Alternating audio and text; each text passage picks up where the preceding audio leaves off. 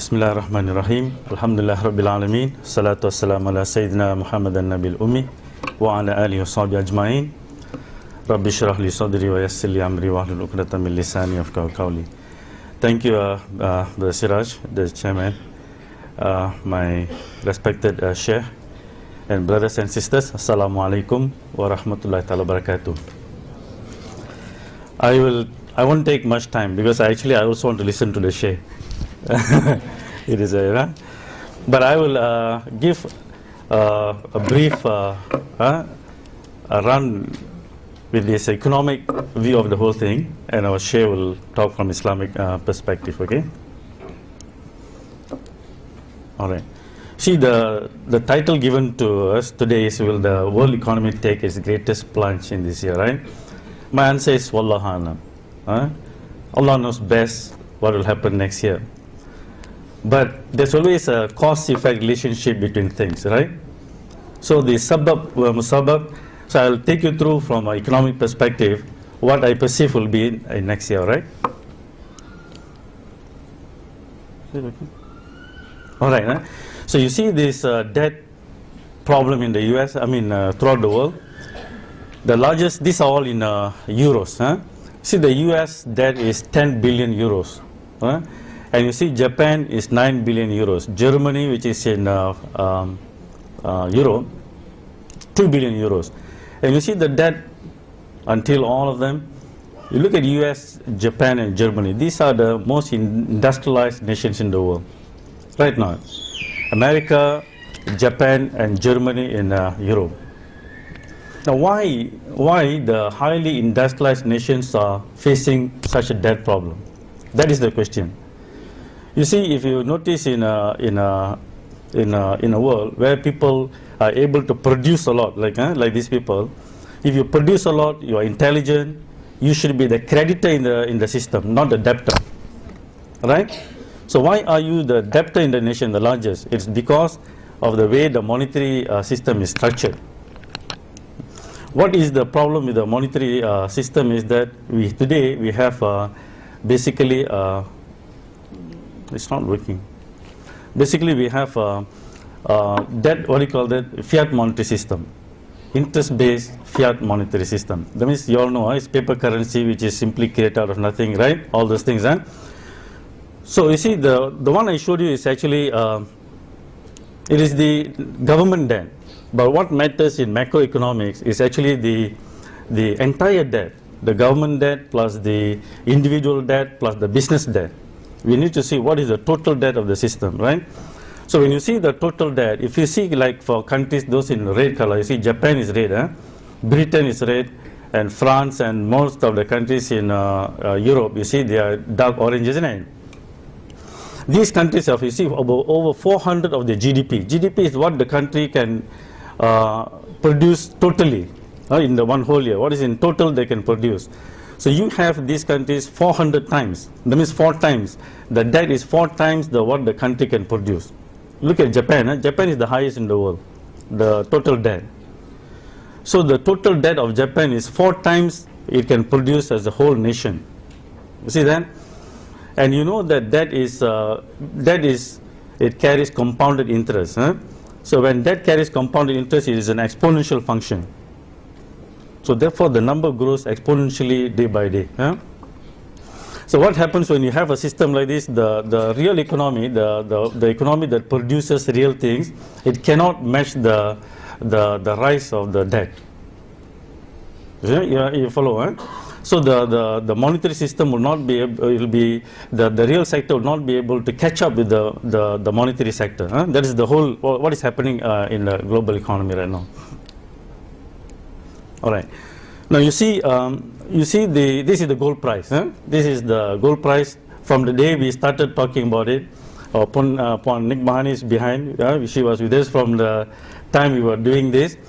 So you see, when we started to talk about the gold price at that time, it was only about 160 something per ounce. Now you know it is almost 1,700 plus already, right? So you see the gold price, it has gone to, do you see the exponential growth?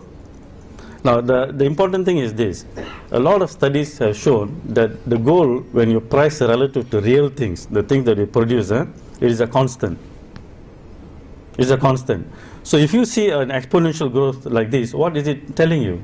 It is basically telling us that the dollar and the global economy is collapsing exponentially. That is the story gold is telling us, okay? The dollar and the global economy is collapsing exponentially. It is not the price of the gold is telling. It's telling the story of the dollar, okay? All right. So you notice. Look at this. So therefore, when an economy is unable to pay the debt, you see 400%, Japan, right? Is stuck. America stuck. Japan, Europe also stuck, right?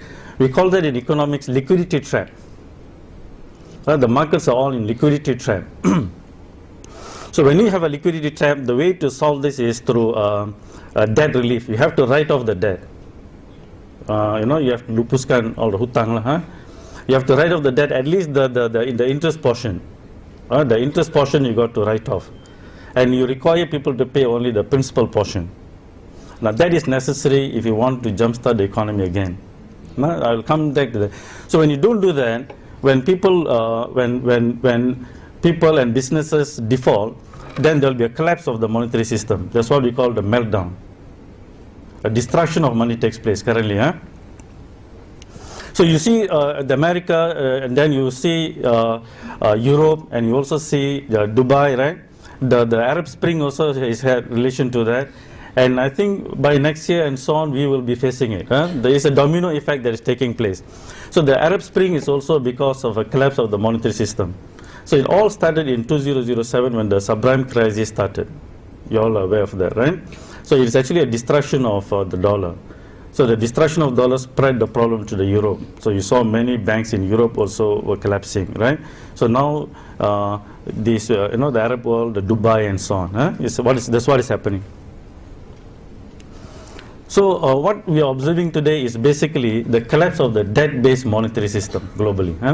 The debt-based monetary system is what is collapsing globally. So if I can, that means, you see the major currencies that I showed you just now, the dollar, the yen and the euro, all of them will face problem now.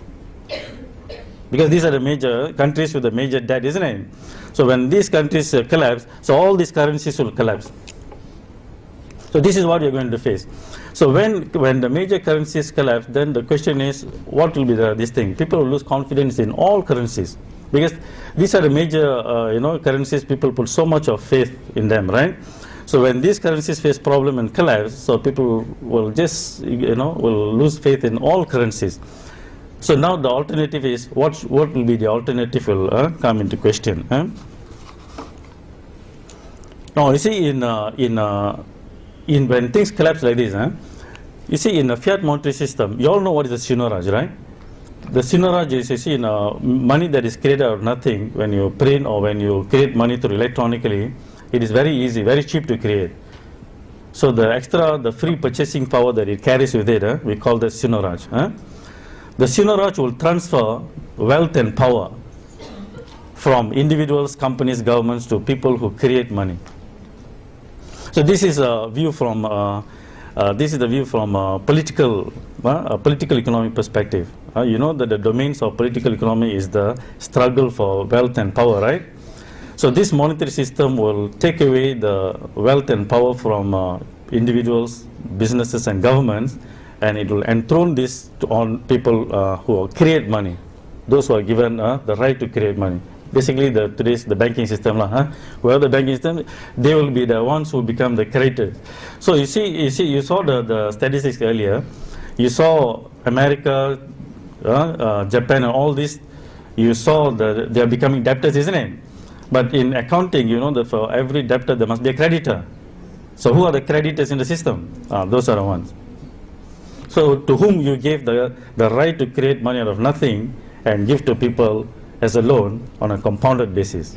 So they are the creditors in the system. Okay? So the whole world, individuals, businesses and governments will become indebted. We all will become indebted. The creditors will be the banking system. And slowly you will find the control over the resources of the nation and also the power will be enthroned on this group. Very easy. I don't think you need a PhD to understand this, right? Very simple logic, isn't it? Now you notice what happened in the European debt problem. You see, in the European debt problem, after the entire thing collapsing, you notice that they replaced one new Italy and Greece got new prime minister, right? So you notice the new prime minister, it's not elected, but you see he's a member of former Goldman Sachs international advisors. Look at Greece, also appointed. Who is this thing? He was the former governor of the bank. So you will find that this is what will happen. Ultimately, you will see that the people will be placed at the so our politicians all will have to give away slowly, you know.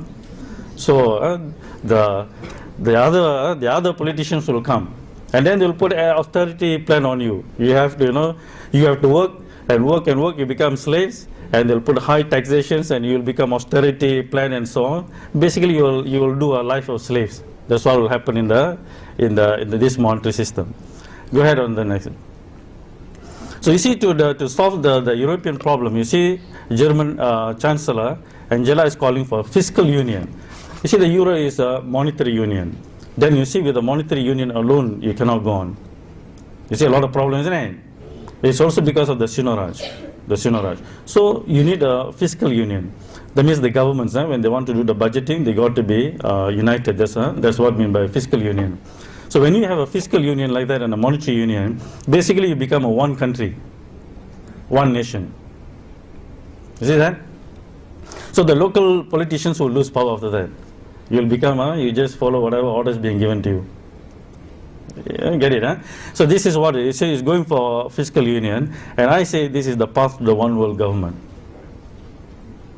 You notice in the Arab world, what is happening? It is one by one the leaders' collapse is creating a vacuum in leadership, isn't it? Right? So it creates vacuum in leadership, and here you will see that the formation of a kind of one world government. So you need to see the monetary system with global politics. Then you see what is happening. Okay. So if you ask me what needs to be done for this thing, I've got a number of things. I put the most important ones. The first thing is you got to give the system a write-off, at least the interest portion. That's what the Quran says in the Quran says. For that, you need to write off all the riba and the interest portions. You are entitled to your principal, right? But unfortunately, in the today's system, the principal is also created out of nothing, right now. So that's the reason why I put number one, you nationalize the banks. So you nationalize banks like China, India, and many other countries like Brazil and so on. So when you pay back the principal, you pay back to the nationalized bank. So that means the bank that belongs to the government, because the government represents the people.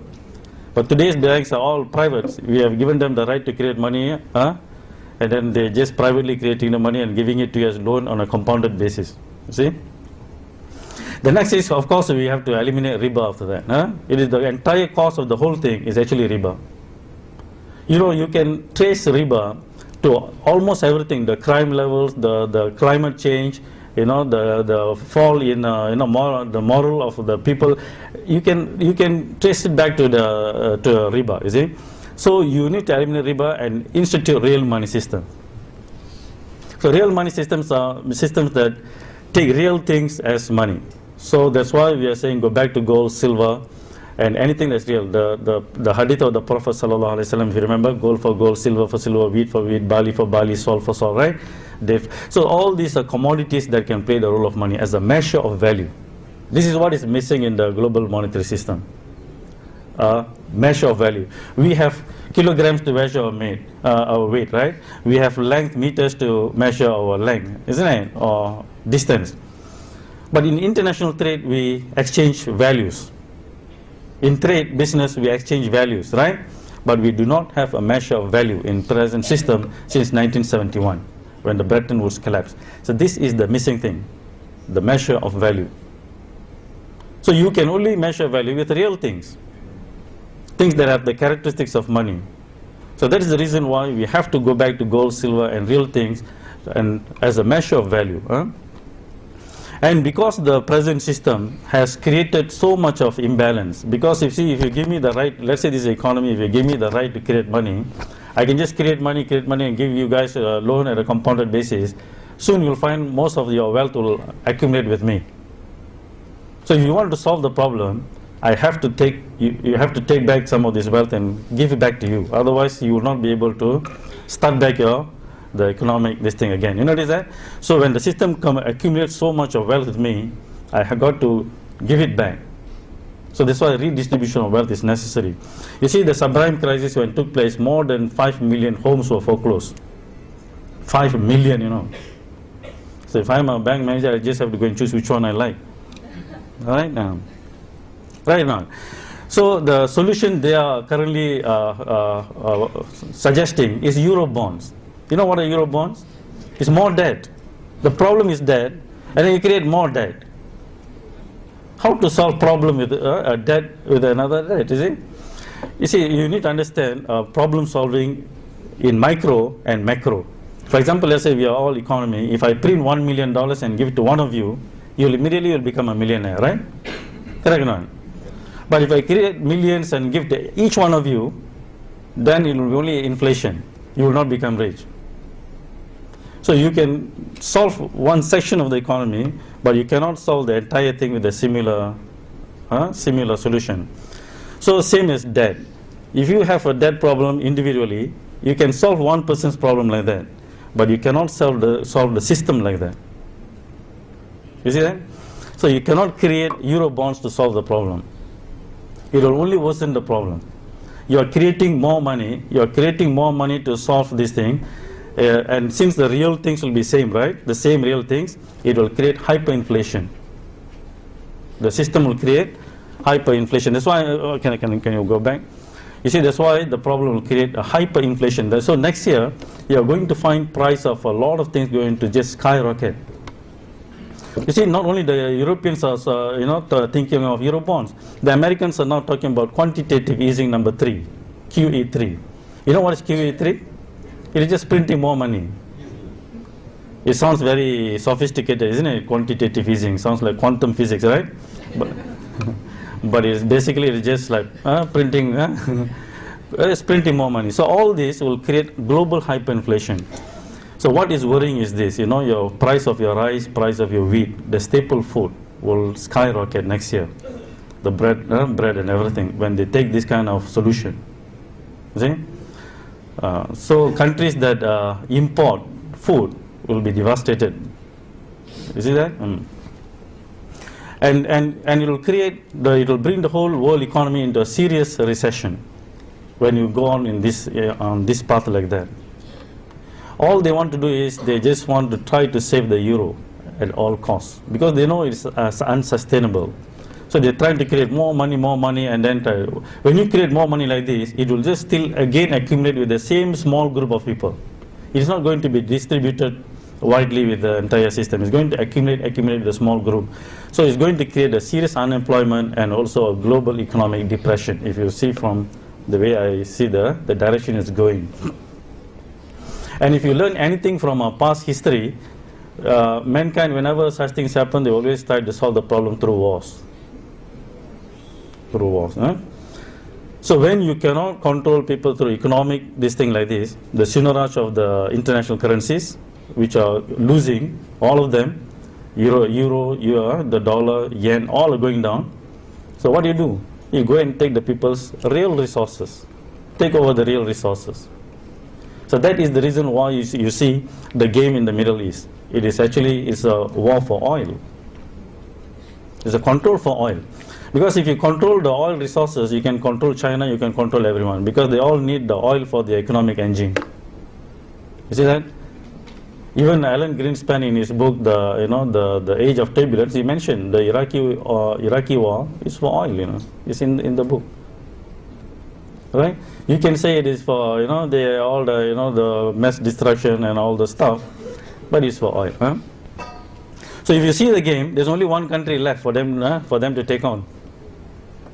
The moment if they get Iran, then the China will be subdued.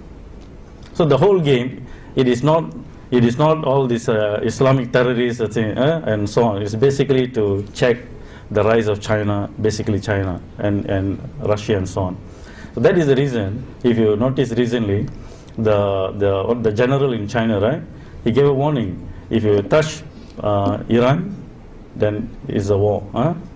It's going to be World War III. Why are they saying that? You see? Yeah, Chinese generally say, if you touch Iran, it's going to be World War III. So that's why it's very difficult for them to even take on Syria, because Syria, like Libya, because the moment they go for Syria, it means Iran might go. You see? So Iran goes means it's going to be so it's very in a situation that you can create a serious world war, the way you see it. So if you see the entire the scenario. Now, because the solution is not taken, because they didn't give the debt relief, and they have opted to create more debt and more fiat money to solve the global crisis, I think we are going to face a serious plunge next year. It is all very close. With only in the political game, it's only Iran that is left. So just to give you an effect of all this on gold, you notice the exponential growth of gold price, isn't it? So to give you an effect on gold, you see the gold is the real money. Mankind learned gold is the real money. That is the reason why, even though the Federal Reserve that prints the dollar, and they don't back the dollar with gold. You cannot go to the Federal Reserve with your dollar and ask for gold. They won't. It's not redeemable. And yet, they are the largest holder of gold in the world, isn't it? Right? In Fort Knox. So why is it? Because they know it's the real money. So we have done, there's a correlation between the dollar and the gold is almost for negative 1-for-1. If the dollar were to go up, the gold price will go down. Dollar to collapse, gold price will go up. Almost 1-for-1. So since you saw the gold price is going up, it's because the dollar is collapsing. It's negative. So now that will be linked to the euro and also the yen. All of them are in a similar problem. Liquidity trap. Remember the word liquidity trap. And I say that there's going to be a hyperinflation, isn't it? So, and gold is a proven hedge against inflation. Anytime inflation goes up, the price of gold also will go up. So you can protect your savings by diversifying some of your this thing into gold and silver. So again, there'll be effect. It'll be you saw the documentary just now, isn't it? It's expected to go up very high. And then you see the central banks, they also know the problem of the fiat money. So they are also diversifying into gold. So most of the central banks are also buying a lot of gold now, stockpiling gold. Gold is the only commodity held by central banks as a reserve asset. You know that, I always joke, they don't hold coffee or tea as a reserve asset, only gold. And then India, also one of the countries that is fast growing, and you know that India is one of the largest consumer of gold also. Not only the central bank is stockpiling gold, so the Indian people also buying a lot of gold. If you watch a Hindi movie, you can see And then and also if we accept the age of turbulence, if you think that the next year is going to be age of turbulence, then the gold is also an asset of choice during times of chaotic times. Because you see, with gold, you can take your gold and you can just move away to a place where it's safer or where there's more peace, right? So that's the reason whenever there's a war, the price of gold will go up. So if you are expecting next year to be a chaotic year, then again gold price will also go up. In fact, Alan Greenspan, the former chairman of the Federal Reserve, when he left the Federal Reserve in 2005 or 2005 or 2006, right? When he left, immediately he wrote a book. You know the title of the book? It's called The Age of Turbulence. See, he knew what was coming. Next, you see, it is also a proven store of value. Proven store of value. So the moment you convert your this thing, you see the paper money that you have, the savings you have, every day its value goes down. Each time the banking system gives out a loan to someone, the value of your savings will go down because of inflation. But gold can protect it. That's why in Malaysia, if you have a 10 cents coin, it will be written in 1970 or something, right? I always like to say this lah, because I was a small boy during that time. The 10 cents can buy you a roti canai. I used to get to go to school 10 cents. There's the money I get for to go to school, 10 cents. You can buy things. Today, if you bring the 10 cents to a restaurant, what can you get? Even a glass of water they charge 20 cents now, right? You get nothing. But if you take a gold, you see the gold during the time of the Prophet ﷺ can buy you a sheep. It's documented in Sahih Bukhari and so on, isn't it? That is a very well known in Islam. So we can give that example. So today also you can buy you a sheep, because the dinar is now by 800 something dollars. You can buy a gold, right? Isn't it? So you see, for 1,500 years it can maintain its purchasing power. That's what we mean by it's a proven store of value. Our other currencies, within 30 years, the value is gone. The dollar lost its value in the last 40 years, 90% of its value. The dollar. From 1971 to this one now, 90% of the value is gone. See? And that's the reason why a lot of people are talking about returning back to the gold standard, gold dinar and so on. Even not only us, even the Western. The Nobel laureate said, this century is going to be the gold is going to return. Even the president of World Bank said, let's go back to gold. So when everyone is talking about let's go back to gold, so again the value of gold will go up. So you can see, when I mention gold, it's also related to silver. Okay, so these two metals, they always play the role of money together. Yeah? So you will notice that this will be the effect on the metals. So what about individuals? What can we do? The governments, I don't think they'll be able to take the actions that I mentioned to you. They're not going to come, some politician, okay, we are going to write off all your debt, It's not going to happen. Even though in history it happened. Historically it has happened periodically, they will do that. But in the modern world, I don't think it is possible. So what you can do individually is that you'll have to, I think, put part of our savings, other than that we do for transactions, your savings, protect your savings by investing in precious metals. Or you can go to agri land, because this will become very precious very soon. You cannot invest in houses. The price of house all will come down. All financial markets will come down. All right, except commodity markets will rise, and land also. And protect also with complementary currencies. Complementary currencies are systems, monetary systems that will coexist with the national system, electronically or so, and by other means. And then you can use that to protect yourself. The moment you have a complementary system working parallel, you can protect. And in fact, in my opinion, the complementary currency systems are very important. You can go and Google it. There are many websites that will give you a lot of examples of complementary currencies. But we say the complementary currencies that we do should be based on gold as the measure of value. You remember what is missing in the present system? It is the measure of value.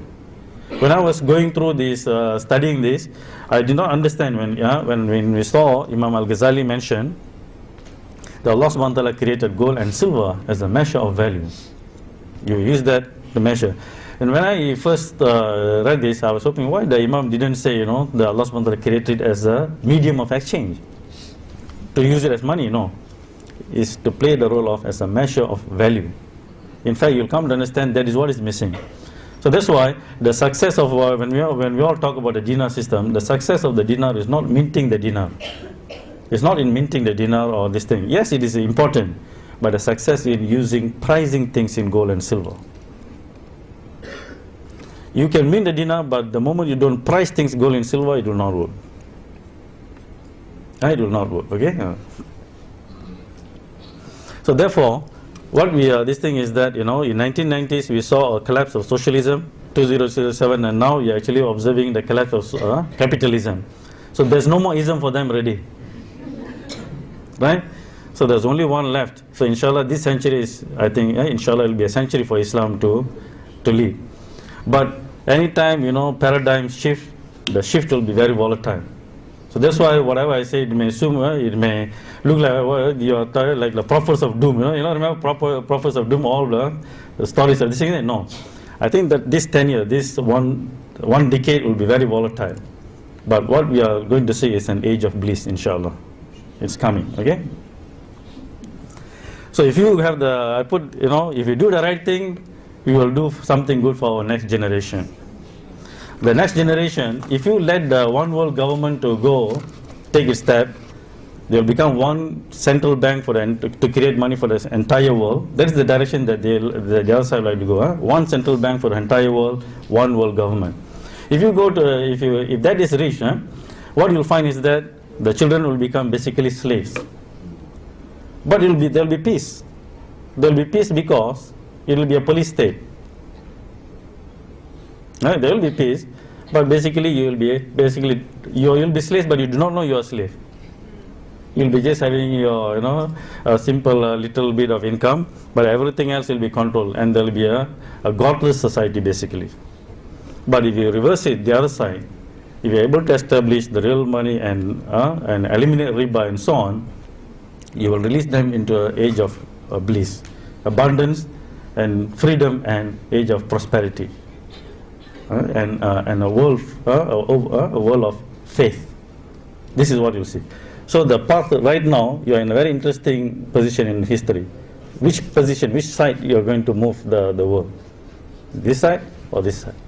So with that, I stop here because I would like to listen to the Shaykh more. I'm sure you are all here to listen to the Shaykh also, right? So I will stop here. Thank you very much. Assalamu alaikum wa rahmatullahi wa barakatuh. Alhamdulillahi wa kafa. والصلاة والسلام على عباده الذين اصطفى خصوصا على أفضلهم وخاتم النبيين محمد الأمين وعلى آله وصحبه أجمعين وبعد. Brother Chairman, my dear student Shirazuddin Adam Shah, Professor Mira, brothers and sisters in Islam here at the International Islamic University in Gombak in Kuala Lumpur, Assalamu alaikum wa rahmatullahi wa barakatuh. A jigsaw puzzle is something that you were children once upon a time, weren't you? And you did play with jigsaw puzzles. A jigsaw puzzle is something in which you have lots of bits and pieces, each one with a little picture or part of a picture. And you have to use some measure of insight to put the pieces together. By studying each individual piece, and if you succeed in putting all the pieces together, then you will see the whole picture.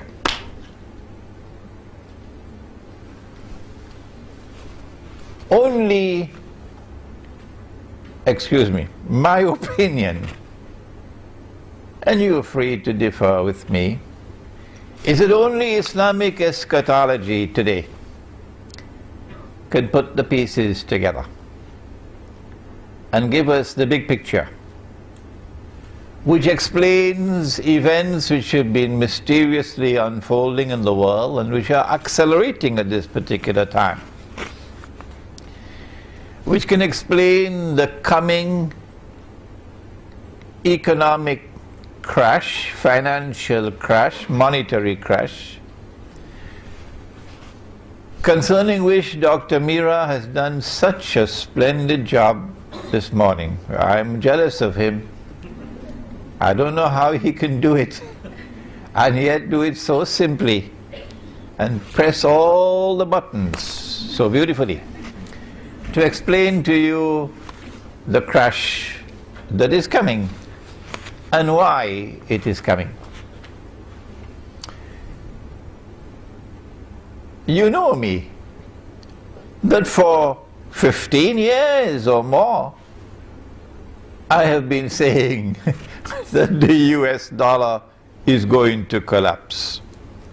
I've been saying more than that the US dollar must collapse.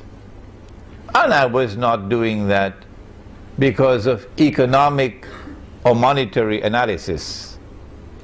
I was doing that on the basis of my studies in eschatology.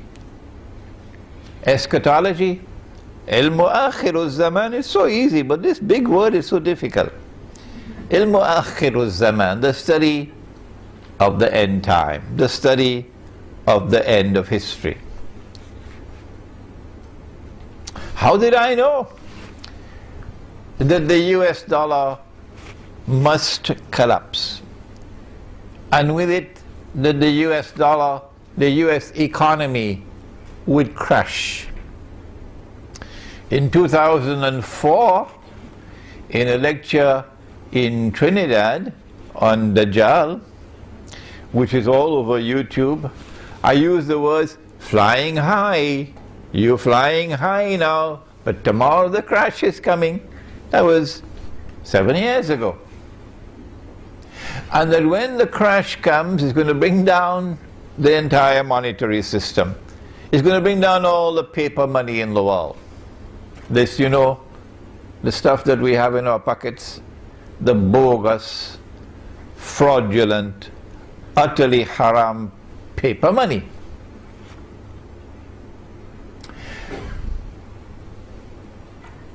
How did I know this? It's because of the study of the Quran and the study of Nabi Muhammad alayhi salatu wasalam, his ahadith. A number of things are coming together at this particular time. One of them is the financial crash, in which the crash of the US dollar takes pride of place. As Dr. Mira just said, Allahu Alam, Allah knows best, and when we give an opinion, and we are entitled to give an opinion, we can be right, we can be wrong.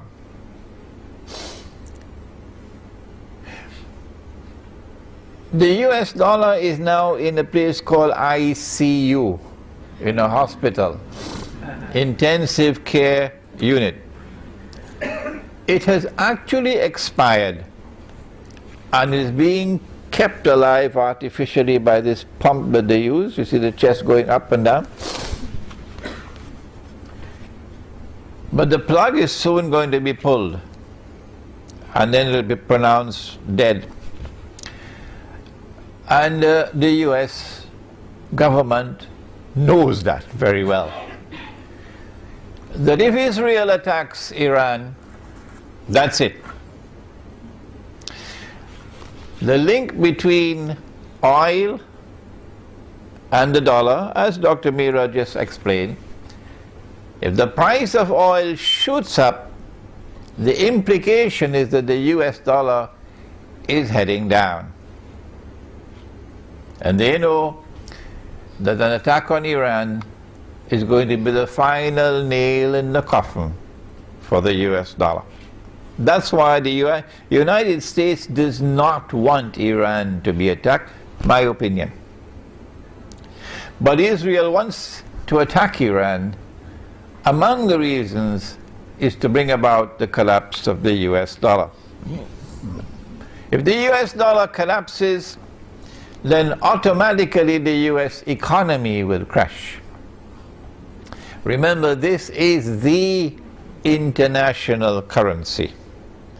In the same way that its predecessor, the sterling pound, when we were children at school, was the international currency. Today the US dollar is the international currency. There is going to be such massive financial loss in the United States in particular. White America losing most of its wealth, and black America doesn't have much. They got peanuts. That you can close your eyes and anticipate panic in the United States of America and riots in the United States of America. They might have to declare martial law in the United States. But more than that, the collapse of the US dollar, since this is the international currency, and for that you'll have to study the Bretton Woods Accord, which they don't teach in Al-Azhar University, incidentally, and they don't teach in the Darul Uloom, so your Mufti, I'm sorry, doesn't know the subject. It's going to create panic in the weak currency areas of the world. You know, the world is divided into two kinds of haram paper money.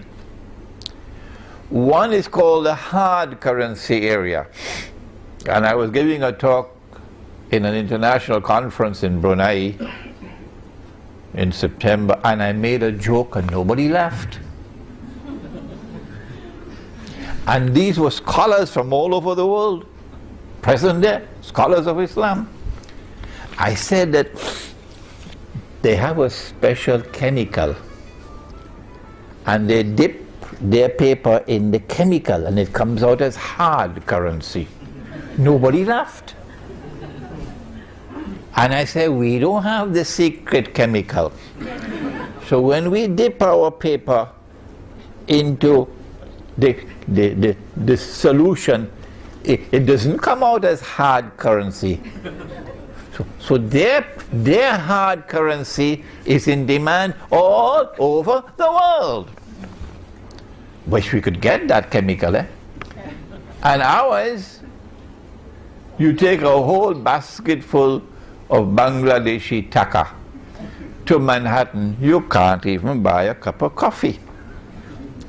And our galaxy of Islamic scholars sitting there, nobody laughed. I think they were still studying, what chemical is he talking about? It's so sad when you make a joke and nobody laughs. So we're talking about the people who don't have the chemical. The Indonesian rupiah, the Bangladeshi taka, the Pakistani rupee. There's going to be panic as people struggle and rush to dump their paper because the price of bread is climbing every hour. Runaway inflation. Mm-hmm. We are now on the brink of momentous and indeed monstrously evil change in the world as never before, ever before experienced in human history. And where are the scholars of Islam who are arguing with us? What is his Aqidah? Where did he get his ijazah? Is he a Sufi? And yet these are our brothers. And they are our brothers, and we do not speak disrespectfully of them. Who would declare of us, don't listen to Imran Hussein, who for 15 years now was able to see that this is coming. They still can't see that it is coming. They cannot understand the Arab Spring, that it is preparatory to the Arab slaughter. A number of things are taking place at the same time now. And I want to introduce you to some of these pieces of the jigsaw puzzle, so we can try to put them together. I don't have to repeat what Dr. Mira has I don't know how he did it, so brilliantly put all those pieces of the economic and monetary jigsaw puzzle together. But I have to expand on what he just gave to us. Additional to the economic and financial and monetary crisis of the moment, there's something else happening since 9/11. A proliferation of wars in different parts of the world, mostly the world of Islam. And if you notice something, in nearly all of these wars, or in fact in all of these wars, it is Uncle Sam. It is Uncle Sam who has to send his troops most of all. The American military is involved up to its throat. Yes, there is help from NATO, from the rest of NATO. And there is a pocket of presence, support from Japan and from Australia and from other places, but that's token support. But the brunt of the fighting is being done by the American military.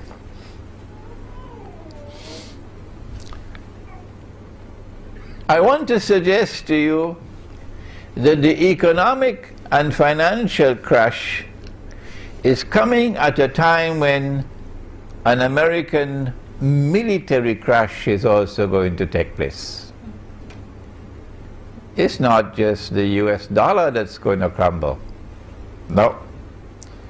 That the United States has been led by its nose to a trap where it will overextend itself.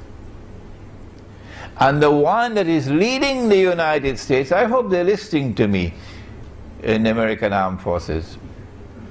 The one who is leading the United States to a military trap are the Zionists who control the US Congress and the State of Israel. If Iran, there's a lecture I delivered maybe 1 week ago in Tamantun, Dr. Ismail, which is on YouTube. Implications of a Zionist-Israeli attack on Iran, in which I have explained the subject in much greater detail, and we can mention here today that as soon as Israel attacks Iran, and I am anticipating that Israel would not want to deliver a knockout blow to Iran, because Israel wants Iran to remain strong. Why? Because Israel knows that Iran is going to respond by attacking the American troops in Iraq, where Iran has the advantage of geographical position. And Iran has the second advantage of the majority of the population of Iraq will be supporting Iran, because they are Shia.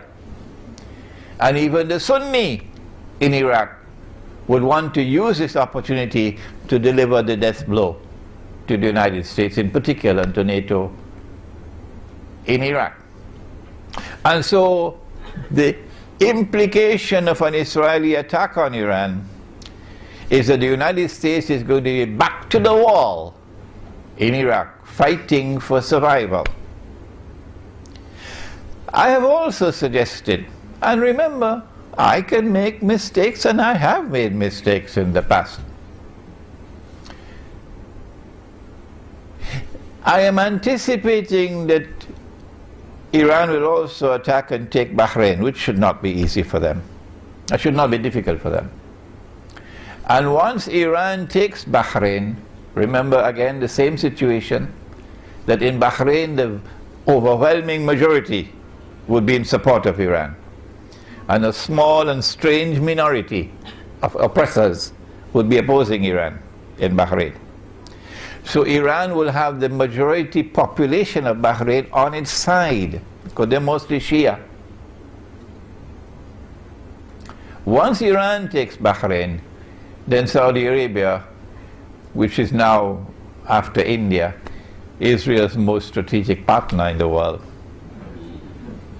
Saudi Arabia will now call on the United States. It's probably already prearranged. Maybe they have a secret defense treaty. And the United States Congress will ensure that the United States Army, armed forces have to respond and send American troops into Saudi Arabia. And guess what's going to happen? The United States, I am anticipating, is going to face military defeat in Saudi Arabia and Iraq from Iran, because the advantage is on the side of Iran. And if the United States uses nuclear weapons, that's it for Uncle Sam. And so we're seeing not only a financial crash taking place, but also a military crash about to take place. The wars that the United States have been waging, particularly since 9/11, and the monstrous lies which they've had to tell about 9/11. You know, I have said that there are three kinds of lies. You heard it? There are ordinary lies, and then there are great lies, and then there's 9/11. The only people who are now holding on to 9/11 and the official explanation of 9/11 are your governments and your newspapers, you know, mainstream newspapers and television stations, who know that they cannot cross the line. They are slaves and servants of you know who. So around the world the people are waking up, and around the world there's growing resentment against the United States, to the extent that I have a student here in KL who is an American, who was born in the United States, who speaks with an American accent and is afraid to go to Pakistan. Why? Because if I go to Pakistan, although I look Pakistani, once I speak with an American accent, I'm going to be in danger. I'm going to be in danger. This growing resentment against the United States of America around the world was just demonstrated in a very dramatic way in South America. A few days ago, the heads of state of all the South American and Caribbean countries, including my own Trinidad and Tobago, met in a summit conference in Caracas to create a new organization that would replace the OAS, or the Organization of American States. The OAS, or the Organization of American States, includes Uncle Sam and includes Canada. But guess what? The new organization is called CELAC, Community of Caribbean and Latin American Countries. They held their inaugural conference in Caracas a few days ago. And the United States and Canada are not invited to be part of this organization. Hugo Chavez announced, this is the end of the Monroe Doctrine. I'm not going to tell you what is the Monroe Doctrine. Take a note of it, and when you go home, check it out on Google. What is the Monroe Doctrine? Here is startling evidence. The creation of this rival organization called CELAC to replace the Organization of American States in such a strategically important part of the world. Evidence of the declining status of the United States of America in the world. Growing hatred growing resentment is also leading to isolation. There's more hatred coming. Let me explain. So we can see the pieces coming together. What's going to happen when Iran is attacked? Naturally, the price of oil is going to shoot up dramatically. Apart from the fact that the US dollar will be collapsing. The Prophet said, alayhi salatu wassalam, it's a hadith of Sahih Bukhari, it is also in Sahih Muslim. He said about Akhirul Zaman, one of the signs of the last day, is that the river Euphrates, you have studied geography, haven't you? The river Euphrates will uncover a mountain of gold. But he went on to say that the believers must not touch it. We can understand if the gold came from the bank and it's riba, you don't touch that. But this is not coming from a bank. This is not the bank of Euphrates, this is the river. So this can't be haram gold. No, this is halal gold. Well then why did he say that the believers must not touch that gold? He said that mankind will fight over that gold, and that 99 out of every 100 will be killed. Which means that it's not going to be conventional warfare, because conventional warfare don't kill 99 out of every 100 combatants.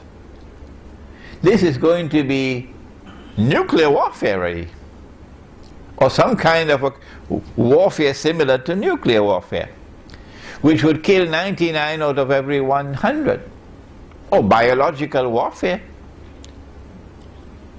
So this is not going to be Tom, Dick and Harry fighting with little pistols. It has to be global warfare over that gold. If you are persuaded that the Prophet alayhi salatu wasalam is talking about a mountain of that metal, gold, that is your right. And nobody is going to look down upon you. But there is going to be a mountain of gold. A mountain is something very high. And it's going to come from the river Euphrates. Or maybe you might want to say, well, the Prophet ﷺ is using symbolic language when he used the word mountain. And then what he meant was a large amount of gold, because gold is normally underground, under the river. So a large amount of gold is going to come from underneath the river. Maybe you want to use that kind of interpretation of the word mountain. But there are some who say, no, mountain is mountain. And you have no right to interpret the word mountain to mean large quantity. Or you may want to allow me to offer an opinion. And of course you know the warning. Whenever Imran Hussein gives an opinion, please do not accept it until you are convinced that it is correct. I can't do more than that, can I? I want to suggest to you that not only is the word mountain being used symbolically, but also that the word gold is also being used symbolically. And that what the Prophet ﷺ is speaking of is black gold or oil. Yes, I know. They're going to jump on my neck now. But never mind. It's a different methodology at work here, from the one which reduces religion to text and insist that the text must always be interpreted literally, the Protestant version of Islam. Whereas I am offering a different methodology, where I'm using, if you'll excuse me, spiritual insight to try to put the pieces together to make a meaningful whole. That the black oil, the black gold or oil, as soon as it was discovered anywhere in the world, the Zionists immediately made sure they took control of it. Everywhere in the world that oil was discovered, the Zionists ensured they took control of it. They even had control of Venezuela's oil until Hugo Chavez came along. They even had control of Iran's oil. And they engineered a coup d'etat to overthrow Muhammad Mossadegh so that they can recover control over that oil until the Iranian Revolution came along and they lost control of that oil. Why did they want to take control of oil, the Zionists? Because oil became the machinery of a new world economy, an industrial economy. It made the factories work. It gave us transportation. You are now hooked onto oil for transportation. You are now hooked onto oil and to fertilizers for agriculture. You are hooked onto oil for industrial manufacturing. You can't do without oil. And the day that you don't have oil, you're going to have riots. So guess what's going to happen now when Israel attacks Iran? That's why he said the believers should not touch it. Meaning, do not allow yourself to become dependent on that oil, because it's a trap. I remember an engineer in Lahore in Pakistan. He's passed away now, may Allah have his mercy on his soul, who established an engineering company in Lahore, British trained engineer. And he said to me, all that we wanted to do was to explore the use of solar energy for running fans, for fans to operate. Pakistan is a hot country. And if we could succeed in using solar energy for fans, we would cut the import bill on oil for Pakistan. So every home has fans. And he says, as soon as my company went to work on this project, the World Bank and the IMF sprang into action and came down on the government of Pakistan to force our company to abandon this project. Meaning, they did not want us to escape from the trap of dependence on oil. And so now the trap is about to be sprung. Escalating prices of oil as soon as Iran is attacked. And Iran is a major producer of oil, but in addition to that, Iran sits in control of the Straits of Hormuz. The Persian Gulf, all the oil tankers have to pass there. Straits of Hormuz is very narrow. On one side is Iran, on the other side is Oman. And Iran can close the Straits of Hormuz. And so we'll have a dramatic and monumental increase in the price of oil. And that's going to break the back of many people around the world. Because the price of oil increasing means the price of food increasing. Do you understand? Are you seeing the picture? The price of food increasing, the price of transport increasing, the price of manufactured goods increasing, cost of living rising and rising and rising. And when people cannot afford because of the increasing price, they're going to blame Uncle Sam because he's the one who's been waging all these wars for the last 10 years. And Israel will take a little bit of the flak, but the media will ensure that the major blame goes on the United States. So I am suggesting to you that when the Prophet said, sallallahu ta'ala alayhi wasallam, the believers should not touch that gold, it doesn't make sense that he's talking about the metal. Why should we not touch the metal, which is halal? I'm suggesting to you, and you do not have to accept my opinion, once again, that this is a different methodology at work from that one, or the Protestant Islam, in which we interpret the text as religious symbolism, and we say it's black gold. Why are these pieces coming together at this time? And we can go on to many other things. We want to suggest to you that which puts all the pieces of the jigsaw together to give you the big picture, the Islamic eschatology,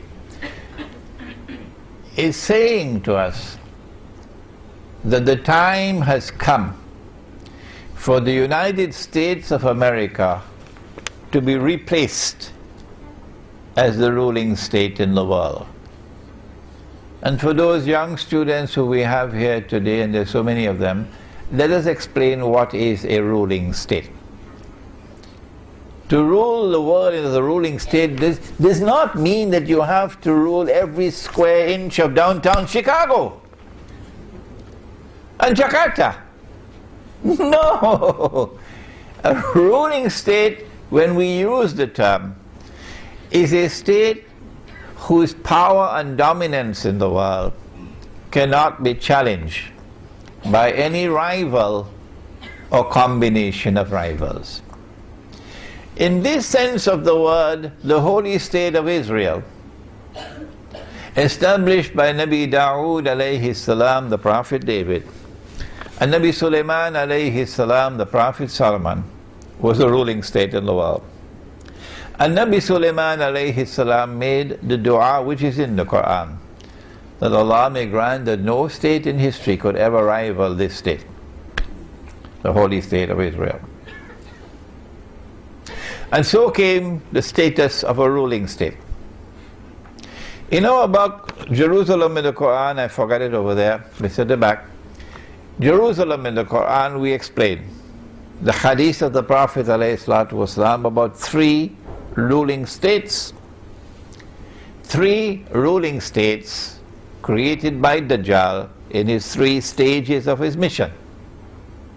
Before Dajjal will emerge in this world of space and time as a human being. He would be a Jew.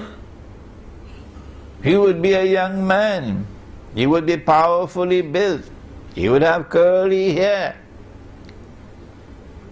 And from Jerusalem he's going to declare, I am the Messiah. And all the Zionists, the Christian Zionists and the Jewish Zionists and their followers, would say, yes, he is the Messiah. But you and I know that would be a lie. He is someone who has been created and programmed to impersonate the Messiah. And you and I know that the Messiah is the son of Mary, Nabi Isa alayhi salam, the Prophet Jesus. He would be Dajjal, the false Messiah. And the time has now arrived in the process of history where, after having created Britain as the first ruling state with something that they call Pax Britannica, and then having caused or engineered the collapse of Britain and its replacement with the United States of America as a second ruling state in the world with something that they call Pax Americana, We have now reached that moment in time using our methodology which they reject. Protestant Islam rejects our methodology, and Protestant Islam says, don't listen to Imran Hussein. Don't listen to him. He has no Aqidah.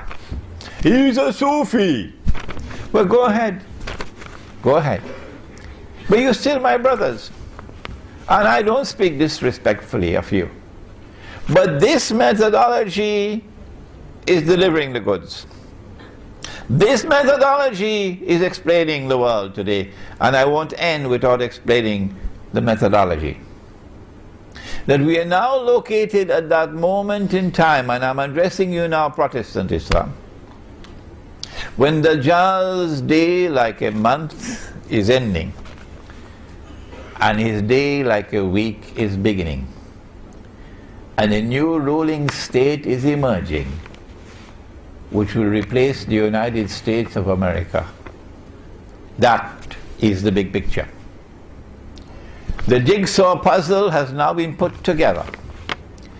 Israel wants to replace the United States of America as the third and last ruling state in the world. You have never said that, Protestant Islam.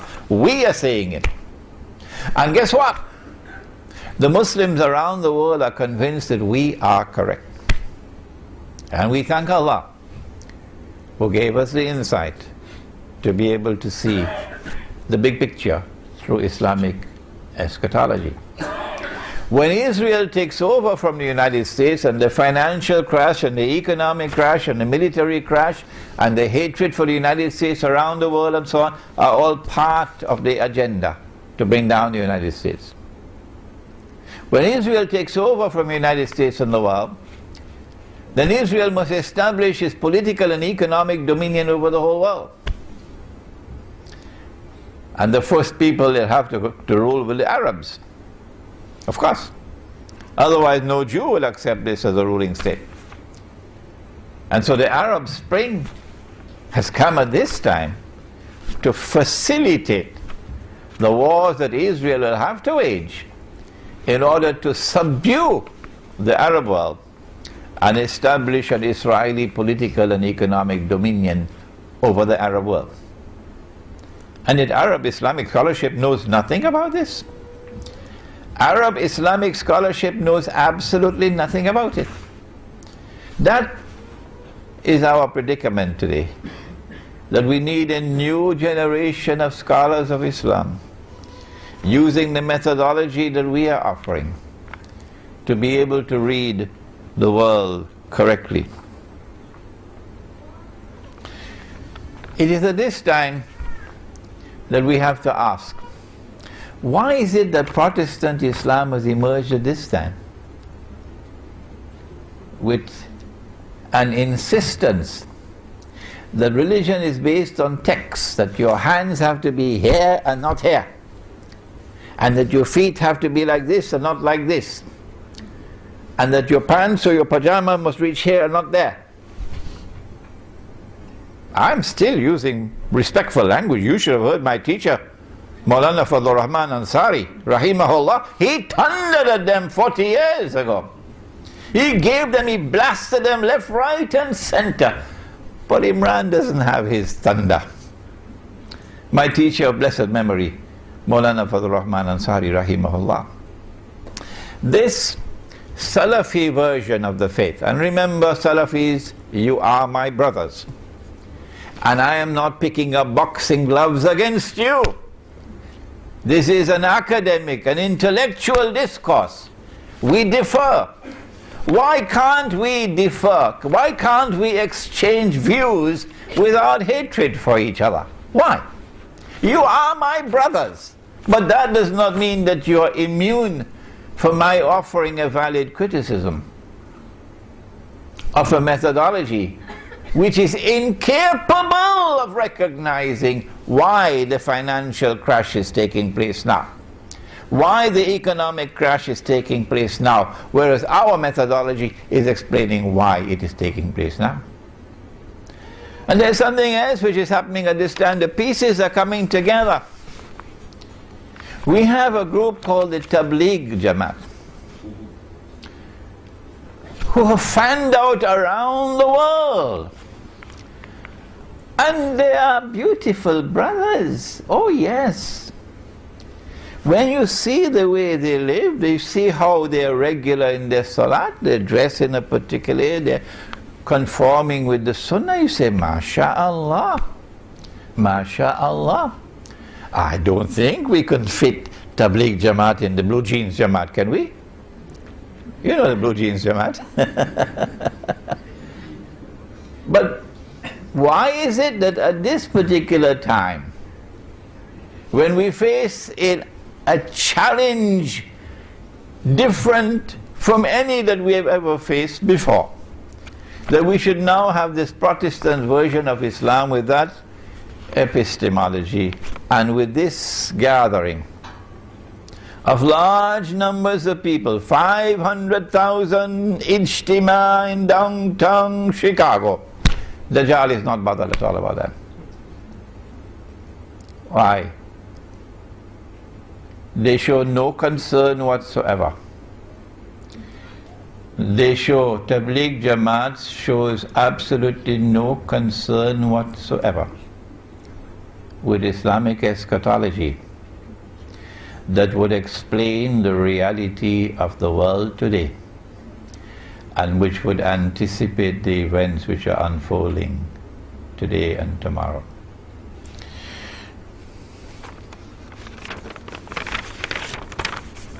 I say that this is not happening by accident, and it is time for us to deliver a wake-up call, lovingly of course, not with boxing gloves, to all those who are members of the Tabligh Jamaat, the only Jamaat in the world, incidentally, which has closed the doors of the masjid to me wherever in the world I have gone. I cannot go into a masjid controlled by Tabligh Jamaat to teach them that which they do not know. And they don't have the teachers to teach it. Most of the Salafi masjids are the same except for, and may Allah bless him, Sheikh Faiz in Sydney. Sheikh Faiz, who is the foremost Salafi Sheikh of Australia, graduate of the Islamic University of Medina.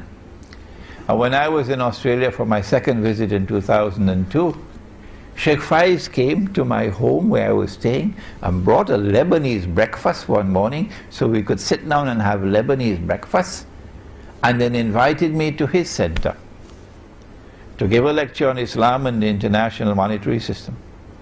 And before the lecture could take place, he asked me to come into his office. And he said to me, Sheikh Imran, I want to become your student. Those were the words he spoke to me. Well, he's such a learned man, I should be his student. Why is it? Why can't we give you a wake-up call and yet remain brothers with each other? Because your methodology is wrong. You're putting your head in the sand like an ostrich in Tabligh Jamaat, and not paying attention to understanding events unfolding in the world is dangerous for the Ummah. It's like sleepwalking through history. I thought Ronald Reagan was the only one who did it. But that's what you're doing, Tabligh Jamaat. Do not be annoyed with me. Do not be offended, because you're my brothers. Now let's come to the methodology. The Prophet said, alayhi salatu wasalam, that every prophet warned about Dajjal. And the Prophet Nuh alayhi salam warned about Dajjal. But I'm going to tell you something that no one has ever said before me. Dajjal sees with the left eye, he's blind in the right eye, it looks like a bulging grip. Dajjal sees with the left eye, he's blind in the right eye, it looks like a bulging grip. But your Lord is not one-eyed. Between his eyes on his forehead is written the word kafir, kafir, kafir. And every mu'min will be able to read it, whether that mu'min is literate or illiterate. And so Ali radiallahu ta'ala anhu will be able to read it. Kafir. But Tony Blair won't be able to read it. You know, he was just convicted for war crimes right here in KL. So we sent Tony Blair to the eye specialist. Check out his eyes. Why he cannot read, this kafir. Oh, when you're sending Tony Blair, send George Bush also with him. And then the report comes, nothing wrong with their eyes. Well, then how come they can't read, but the mu'min can read? We say, and this is our viewpoint, and you don't have to accept it, is that when Dajjal sees with the left eye, this is religious symbolism at work, that he is seeing with external sight. And when he is blind in the right eye, this is religious symbolism at work, that he is internally blind. And that's why the kafir cannot read. Because when the mu'min reads, he's not reading with these eyes alone. He's reading with internal sight. And did the Prophet not say, sallallahu ta'ala alayhi wa sallam, I wish I had another 1 hour to deal with the subject. He said, ittaqu firasat al-mu'min fa-innahu yanzuru bi nurillah. Fear the firasa. The firasa is that hikmah, or that wisdom of the believer, which is intuitive in nature and founded on spirituality. Fear the intuitive, internal spiritual insight or wisdom of the mu'min, because when he sees with the nur of Allah. And so this hadith is speaking about epistemology and about spirituality. The absolute imperative of pursuing the spiritual quest, so that you'll have internal nur with which to see, and so that you have a chance of walking in the path of Khidr alayhi salam. After all, it is Suratul Kahf of the Quran, which is the surah of Ilmu Akhiru Zaman par excellence. And Khidr alayhi salam is different from the rest, because you'll only meet him where? You will meet him at Majma'ul Bahrain. Majma'ul Bahrain, the place where the two oceans meet. Which two oceans? Go to Imam al-Baydawi and his tafsir. The ocean of knowledge externally acquired, the ocean of knowledge internally received. When these two oceans of knowledge come together, as they did in my teacher of blessed memory, Maulana Dr. Fadl Rahman Ansari, rahimahullah, when these two oceans come together in an individual, in a scholar, and are harmoniously integrated, only then do you have the scholar who can take all the pieces together and solve the jigsaw puzzle and deliver to you the big picture. And so today we address them, Protestant Islam, and we ask you to take another look at epistemology and at spirituality, the methodology that we are offering. ربنا تقبل منا إنك أنت السميع العليم وتب علينا يا مولانا إنك أنت التواب الرحيم برحمتك يا أرحم الراحمين آمين.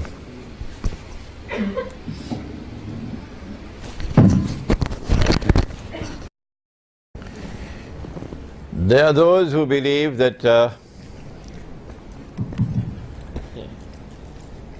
and they are correct of course, that money in Islam is dinar and dirham. And there are lots of dirhams at the back there, you can take a look at them. Money in Islam is dinar and dirham. Malaysia is minting dinar and dirham now. However, dinar and dirham are still prohibited in this country as legal tender. I understand that Bank Negara is tolerating it because they are interpreting it as barter. Barter. So dinar and dirham is not money, it's a commodity being bartered.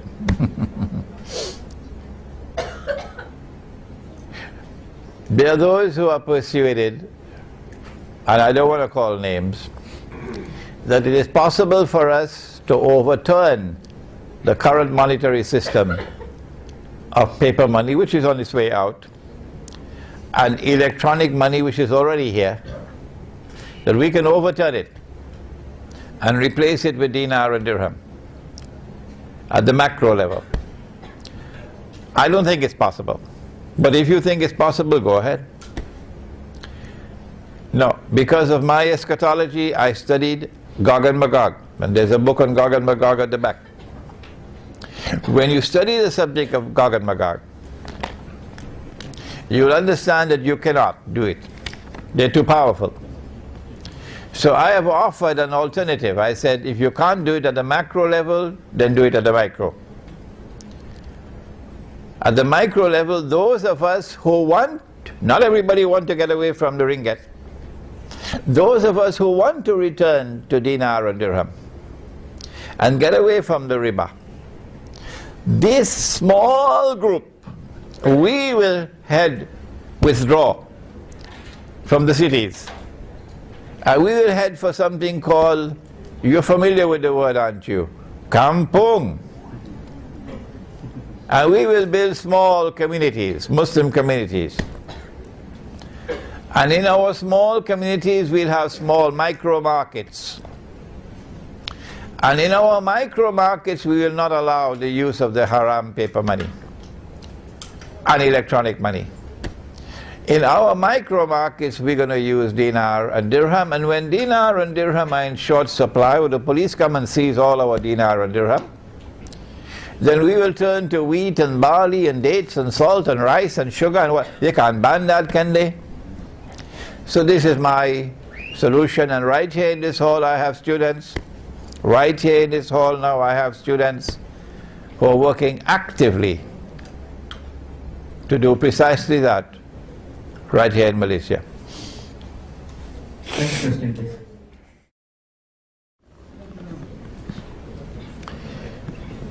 It is my opinion that the Arabs are being set up to be slaughtered. Israel has already decided that Israel has to wage big wars to subdue the Arabs. And these wars may include biological warfare, because the Prophet ﷺ prophesied that the Arabs are going to be wiped out by plague. Swine flu, taste of things to come. But Israel does not want to wage her big wars and appear naked before the world as an aggressor, because they want Pax Judaica to look good. And so you bring an Arab Spring, but you can only bring that Arab Spring after you have tortured the Arabs for 40 years, humiliated them, barbaric oppression for 40 years. Only then can you bring an Arab Spring. When the Arab Spring comes, it offers you freedom. That's what they did with the Soviet Union and communism. In order for the United States and Western Europe to look good, they had to engineer a Bolshevik revolution that brought into being communism. And they had to then demonize communism as a prison where people had no freedom.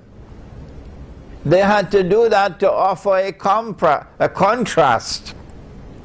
We are the free world. What nonsense. We have the free market. What rubbish. Which free market? But we swallowed the garbage, didn't we? This is the free world. And this is free trade, and this is the free market, and all that rubbish and garbage. Why? Because they created communism to use that as the bogeyman. And after they had finished that job, then they demolished communism. We don't need it anymore. Similarly, they did that with the Arabs for 40 years, so that they could come with the Arab Spring. You could not have an Arab Spring without those 40 years of torture and oppression. If you had a beard and you land in Egypt as an Egyptian, you're in trouble. Tunisians couldn't go to the masjid. Women couldn't be in hijab.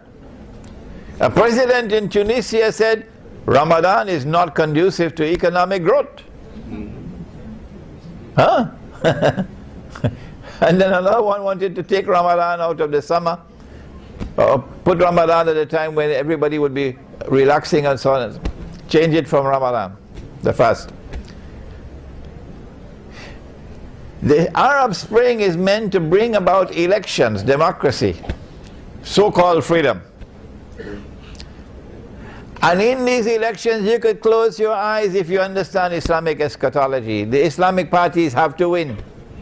They have to have landslides. How did I know this? I said it months ago. I don't have an angel whispering into my ear. I don't have a jinn. All the jinn are in Washington. I'm not a prophet. How did I know that the Islamic parties are going to win the elections, in the Arab elections? It's because of Islamic eschatology, you dum-dum. Why don't you study it? But you cannot study Islamic eschatology unless you use this methodology. Majma'ul Bahrain. When the Islamic parties win the elections and form government, number one, you have to bring Sharia. Number two, you have to support the Palestinians.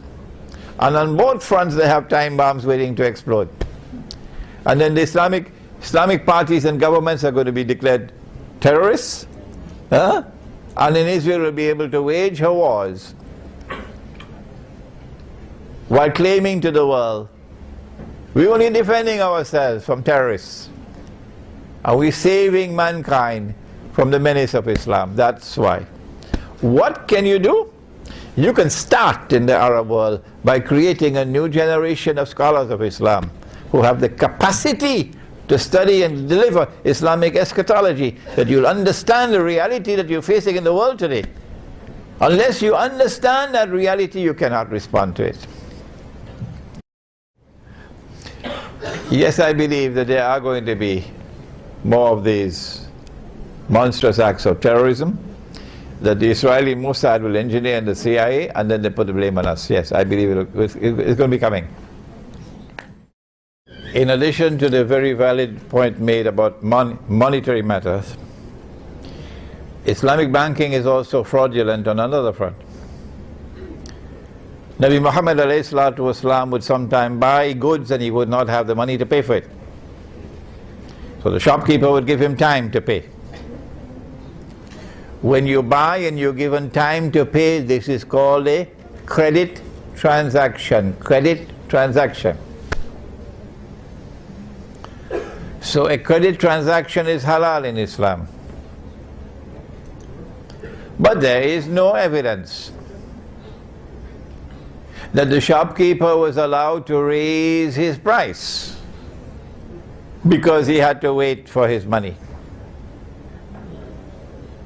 And so credit price and cash price had to be the same. If credit price is higher than cash price, higher purchase, or murabaha. If credit price is higher than cash price, the difference between the two would be because of time. That money can increase over time. If you believe that money can increase over time, you are misguided, dangerously misguided. Because Allah says no, money cannot increase over time. That transaction is invalid. That is riba. But the Islamic banks, now they are beginning to understand the tide is turning against them. So now they're back to the wall. But their so-called murabaha is not halal at all. It's actually riba through the back door. What is Protestant Islam? Let me repeat. A religion, a conception of religion, which came in the European world, which gave to itself the name Protestantism when it broke away from the Roman Catholic Church, and which insisted that religion was based on texts, T-E-X-T-S, and that the texts must be understood literally. This methodology of Protestant Islam, this methodology came to the Muslim world.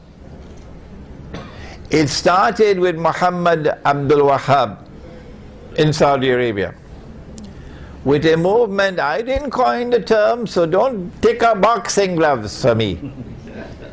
The world of Islam chose to call it the Wahhabi movement, so do not fight me over it. For how so long? The whole world of Islam has been calling it the Wahhabi movement. Now you want to fight me over the word? This movement now calls itself Salafi. And I am saying to them, and they are my brothers, and I am not fighting them, I am saying to them that you have the Protestant version of Islam. And in this Protestant version of Islam, where you confine yourself to the study of text, this is your primary concern, not the nur, but the text, and that you interpret the text literally. This, you cannot understand Islamic eschatology. You will not be able to understand the world today. You will not be able to do what I just did, to say that the economic crash and the final financial crash subserve another greater whole, and that is Israel's ambition to replace the United States as the next ruling state in the world. Do the Salafis have this understanding? I gave a lecture at Cyberjaya a couple of months ago, I think during Ramadan, the Muslim youth in a glamorous world. The lecture is on YouTube. Listen to it. But one part of the lecture comes out of Surah Al-Kahf of the Quran. Don't tell me Kahfi, it's Surah Al-Kahf. In Surah Al-Kahf of the Quran, those who had the courage to stand up and proclaim the truth, those who had the backbone, you know, some people have backbone made out of iron and steel, and others have backbone made out of recycled paper, you know that. Those who had the backbone to be able to stand up and proclaim the truth in the faces of the world's greatest tyrants and bandits were prepared for that sacrifice of giving up everything, giving up your job, giving up your home, giving up your town, and withdrawing. They fled to the cave, and we are fleeing to Kampung. But there were youth. Innahum fityatun amanu bi rabbihim wa zidnahum huda. So the nicest message of all today is the message for the youth. That you are the ones, not the elders, you are the ones who are going to take the flag of Islam. And you are the ones who are going to take the flag of Islam to victory tomorrow. So you have to study the Quran, and in particular you have to study Surah Al-Kahf. And I have at the back 3 books of Surah Al-Kahf. It's a quartet. The first one is Surah Al-Kahf, the tafsir, the explanation. That's at the back. The second one is Surah Al-Kahf in the modern age, which is the ta'wil, the interpretation. That's at the back. The third one is Gog and Magog. An Islamic view of Gog and Magog in the modern world. That comes out of Surah Al-Kahfi. And if you send me less emails, I'll be able to write the fourth one. An Islamic view of Dajjal, the false Messiah. This is my interpretation, and I can be wrong. I said that when Nabi Ibrahim alayhi salam saw in a vision that he must sacrifice his son, or he is sacrificing his son, Nabi Ismail alayhi salam. And then he went to him and he said to him, Ya bunayya inni ara fil manami anni azbahuk fanzur maza tara. The son then replied, Ya abati fa'al ma tu'mar. Oh my son, this is what I have seen in my sleep. How do you respond? And the son replied and said, Oh father, do as you have been commanded. So the son and the father understood it to be a divine command. And when he was about to sacrifice his son, then Allah subhanahu wa ta'ala called out to him by name, Ya Ibrahim, by name. قَدْ صَدَقْتَ الرُّؤْيَا. You have already fulfilled the vision. The vision never required of you to actually take a knife and cut your son's throat. Without doing that, without taking a knife and cutting your son's throat, you have already fulfilled the vision. Indicating that what Allah wanted of him was acceptance of the slaughter. Acceptance of the slaughter. The Prophet said, sallallahu ta'ala alayhi wasallam, the best of those who came from Nabi Ismail alayhi salam are the Kinana. And the best of the Kinana are the Quraysh. And the best of the Quraysh are Banu Hashim. And I am the best of Banu Hashim. Indicating a straight line from Nabi Ismail alayhi salam to the Arabs. And so I have suggested, and I can be wrong, I have suggested that what this vision was intended to convey was that there is a slaughter of Ismail alayhi salam which is to come at the end of history. And the slaughter of Ismail alayhi salam is the slaughter of the Arabs. And Allah wanted this acceptance from Ibrahim alayhi salam because this was required as part of the divine plan for the Jews to be punished with the greatest punishment that has ever been punished upon anyone. And so when the Arab slaughter takes place tomorrow, those innocent Arabs are not those who are worshipping Washington. They have the Qibla in Washington. Those innocent Arabs who now face death will know we are dying because Allah wanted this in order for His plan to ultimately be concluded with the Jews running behind, not all Jews, the oppressor, running behind trees and stones. And then the trees and the stones speaking and saying, Ya Muslim, هذا يهودي ورائي فتعال فاقتل. There's a Jew hiding behind me, so come and kill him. Indicating that universal hatred for the Zionists will reach fever pitch in the world. And the strike on Iran is putting the last nail in your coffin.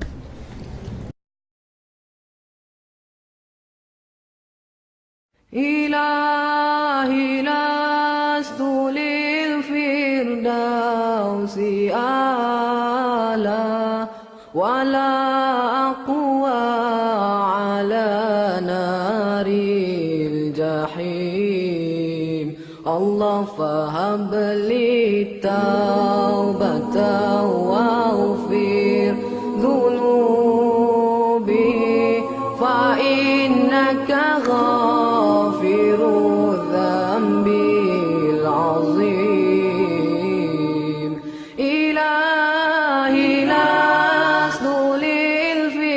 الفردوس أعلى ولا أقوى على نار الجحيم الله فهب لي توبة واغفر ذنوبي فإنك غافر الذنب العظيم Tuhanku aku tidak layak untuk syurgamu tetapi aku tidak pula sanggup menanggung siksa nerakamu dari itu kurniakanlah ampunan kepadaku ampunkanlah dosaku sesungguhnya engkaulah pengampun dosa-dosa besar Tuhanku aku tidak layak untuk syurgamu tetapi aku tidak pula sanggup menanggung siksa nerakamu dari itu kurniakanlah ampunan kepadaku ampunkanlah dosaku sesungguhnya engkaulah pengampun dosa-dosa besar Ilahi lastu lil firdausi a'la wala aqwa ala naril jahim Allah fahab li taubata